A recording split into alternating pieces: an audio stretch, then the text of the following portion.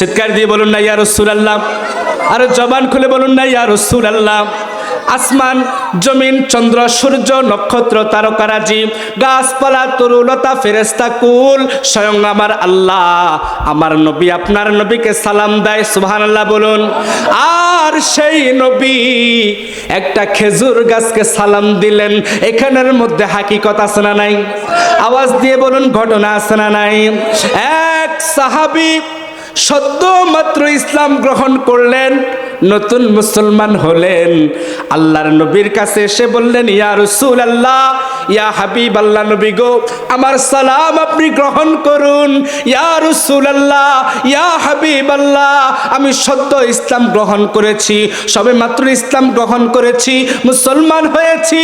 ইয়া রাসূলুল্লাহ, ইয়া হাবিবাল্লাহ, আপনি আমাকে এমন কিছু দেখান যেটা দেখলে আমার ঈমান বেড়ে যাবে। চিৎকার দিয়ে বলুন না সুবহানাল্লাহ। সাহাবী ডাক দিয়ে বলে ইয়া রাসূলুল্লাহ, আপনি আমাকে এমন কিছু দেখান যেটা দেখলে আমার ঈমান বেড়ে যাবে। আল্লাহর নবী বলে সাহাবীরে তুমি কি দেখতে চাও? সাহাবী বলে ইয়া রাসূলুল্লাহ, ইয়া হাবিবাল্লাহ, নবী গো ও নবী, ওই যে একটা খেজুর গাছ দেখা যায়, ওই খেজুর গাছটা আপনি নবীর সামনে নিয়ে আসেন, বলুন সুবহানাল্লাহ।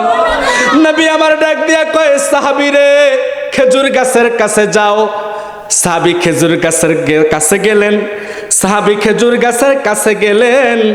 এইবার আমার নবী ওই সাহাবীকে ডাক দিয়ে বলে সাহাবীরে তুমি খেজুর গাছকে বলো আমি নবী খেজুর গাছকে সালাম দিয়েছি, আর খেজুর গাছকে আমি নবীর কাছে আসার জন্য বলেছি।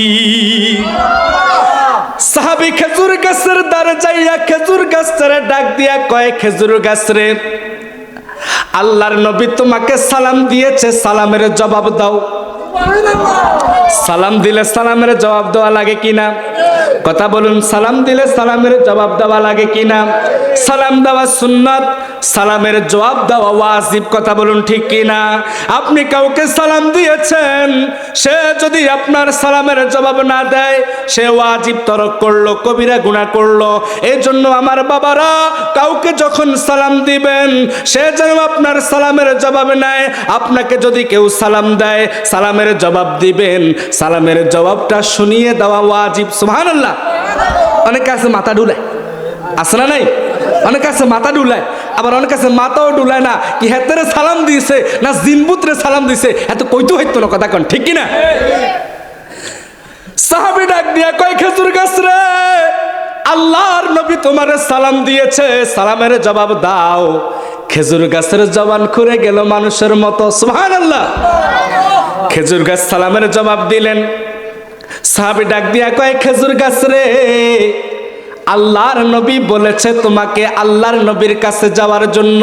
খোদা কি কসম রে আমার বাবারা, যেই মাত্র সাহাবী এই কথা বলল, আল্লাহর নবী খেজুর গাছকে বলেছে নবীর কাছে যাওয়ার জন্য। ওই খেজুর গাছটা মাটির নিচ থেকে শিকড় সুদ্ধা উঠে মানুষের মতো হাঁটতে হাঁটতে আল্লাহর নবীর সামনে হাজির হয়ে গেছে। চিৎকার দিয়ে বলুন না ইয়া রাসূলুল্লাহ, তোমার মুজে যার কথা কি শেষ করিতে পারি, তোমার মুজে যার কথা কি শেষ করিতে পারি। খেজুর গাছের ডাল হয়ে যায়, খেজুর গাছের ডাল হয়ে যায় দাঁড়ালো তরে বাড়ি।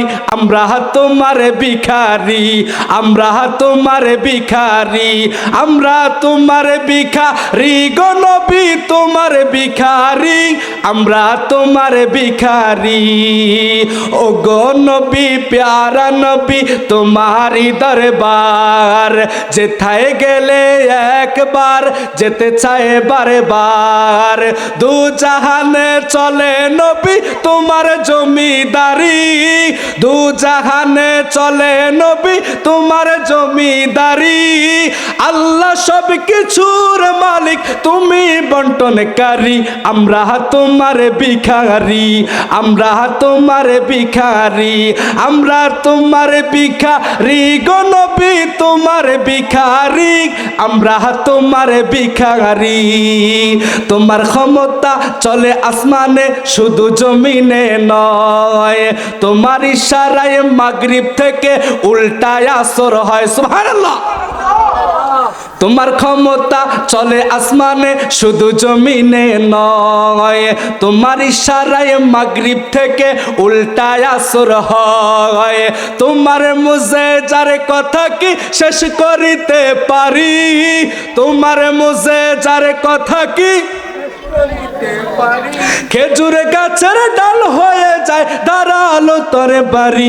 আমরা তোমার ভিখারি, আমরা তোমার ভিখারি, আমরা তোমার ভিখারি গো নবী তোমার ভিখারি, আমরা তোমার ভিখারি। বলুন না সুবহানাল্লাহ, আর জবান খুলে বলুন না সুবহানাল্লাহ।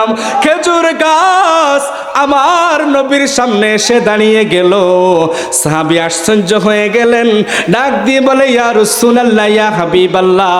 এইবার খেজুর গাছটাকে বলেন তার জায়গায় চলে যাওয়ার জন্য। খেজুর গাছ আমার নবী বলার আগেই খেজুর গাছ তার জায়গায় আবার মানুষের মতো হাঁটতে হাঁটতে চলে গেল। সাহাবী ডাক দিয়ে বলে ইয়া রাসূলুল্লাহ, ইয়া হাবিবাল্লাহ, আর কিছু দেখাতে হবে না, আমার ঈমান বেড়ে গেছে। মৃত্যুর আগ মুহূর্ত পর্যন্ত আর আমার এই ঈমান কমবে না। চিৎকার দিয়ে বলুন না সুবহানাল্লাহ।